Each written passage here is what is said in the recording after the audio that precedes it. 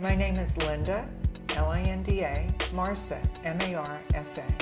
I'm a science and medical journalist, and I'm the author of Fevered: Why a Hotter Planet Will Harm Our Health and What We Can Do to Save Ourselves. The Midwest was a desert. And if you look under, there's like this small layer of very fertile, soil. But once we lose that, underneath it's desert. And that happened during the Dust Bowls. It reverted to desert. And there was a couple reasons why that happened. The first reason was poor farming practices, which really was exploiting land that shouldn't have been exploited. But, here again, it was a case where as long as it rained, all our sins were washed away. And there was a tremendous boom in the farms, and, a lot of immigrants from Europe went over there to try and find a better life. But once it stopped raining, all bets were off.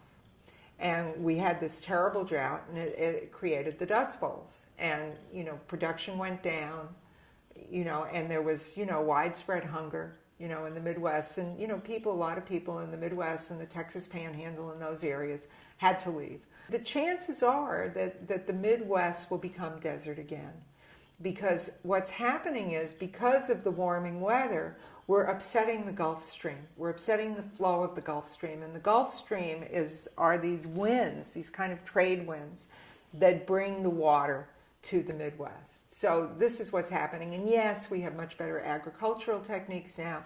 We have much better ways of sort of planning for droughts.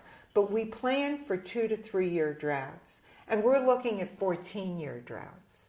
So that's one aspect of it. And yeah, it's pretty obvious how it's going to affect food production. The other piece of this is that you're going to start having dust storms.